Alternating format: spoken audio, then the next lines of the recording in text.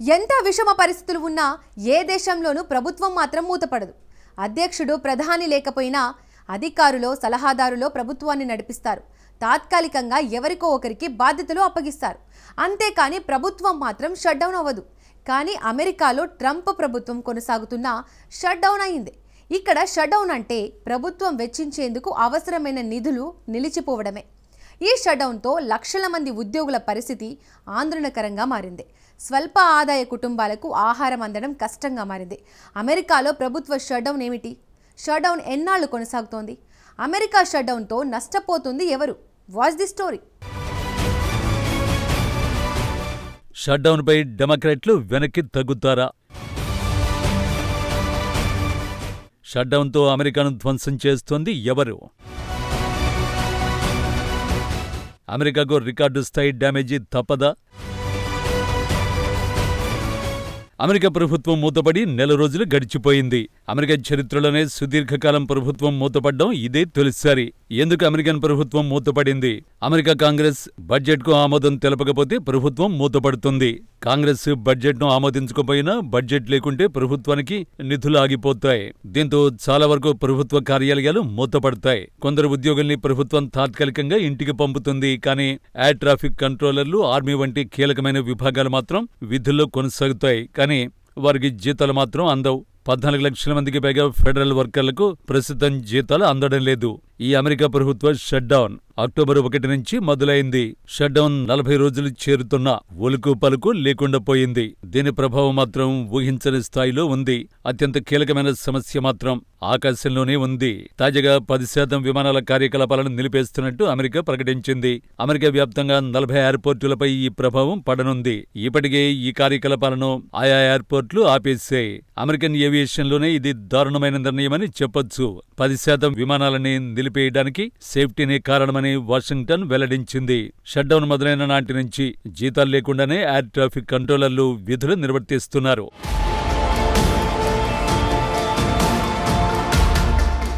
ఈ air traffic కంట్రోలర్లు నింగిలు దూసుకువెళ్లే విమానాలకు దిశానిర్దేశం చేస్తారు.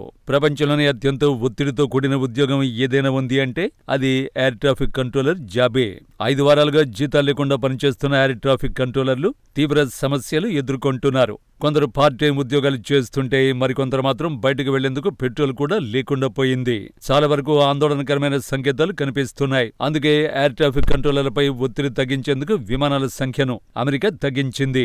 ఎలాంటి జీతాలు లేకుండా 5 వారాలుగా కంట్రోలర్లు కష్టపడి పనిచేస్తున్నారని US aviation regulator administrator Bryan Bedford ఆవేదన వ్యక్తం చేశారు.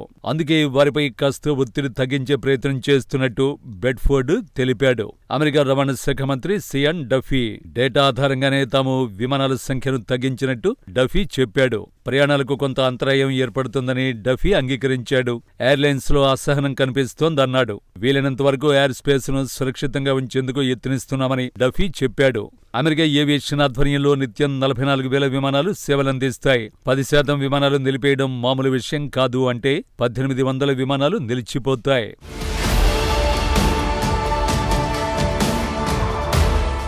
1800 విమానాలు నిలిచిపోతే సుమారు 2,68,000 సీట్లను తగ్గించడమే. అంటే సుమారు నిత్యం 2,68,000 మంది ప్రయాణికులు నిలిచిపోతారు అన్నమాట.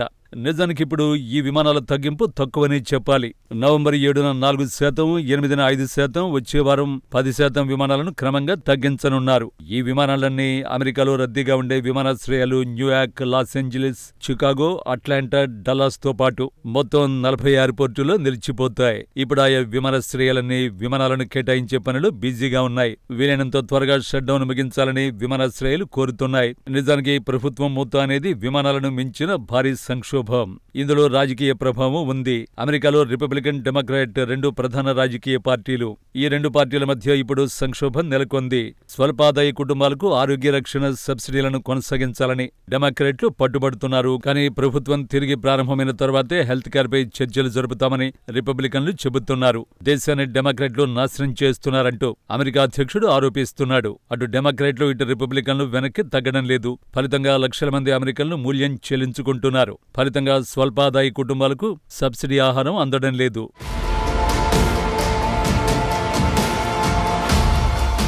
ప్రభుత్వ నిధులతోనే నిత్యావసర సరుకులను సబ్సిడీపై ఇస్తారు. ప్రస్తుతం న్యాయస్థానాలు కూడా అత్యవసర నిధులతో నడుస్తున్నాయి. ఆఖరికి America central bank, federal reserve సైతం ఆర్థిక వ్యవస్థను ట్రాక్ చేయడానికి ఇబ్బందులు పడుతోంది. పలు ప్రభుత్వ సంస్థలు కీలకమైన ఆర్థిక గణాంకాలను విడుదల చేయడం లేదు.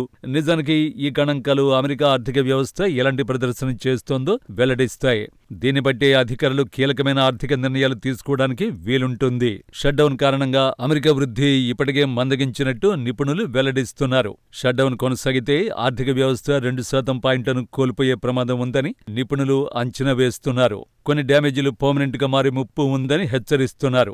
ఈ షట్డౌన్ కారణంగా $1,400 కోట్ల నష్టం వాటిల్లినట్టు తెలుస్తోంది. ఈ నష్టపోయిన నిధులు అమెరికాకు తిరిగి రావు. మరోవైపు వాల్ స్ట్రీట్ బ్యాంకులు సైతం ఘంటికలను మోగిస్తున్నాయి. ఈ షట్డౌన్తో రికార్డు స్థాయి డ్యామేజీ జరుగుతుందని గోల్డ్మన్ సాక్స్ అంచనా వేసింది. కానీ వాషింగ్టన్ మాత్రం ఈ విషయంలో ఏమీ చేయలేకపోతోంది. నవంబర్ 7 నాటికి అమెరికా ప్రభుత్వం మూతపడి 38 రోజులవుతోంది. కానీ ప్రభుత్వాన్ని పునరుద్ధరించే మార్గాలు మాత్రం కనిపించడం లేదు. అమెరికా అధ్యక్షుడు వెనక్కి తగ్గడం లేదు. ప్రతిపక్ష డెమోక్రాట్లు పట్టు వీడడం లేదు.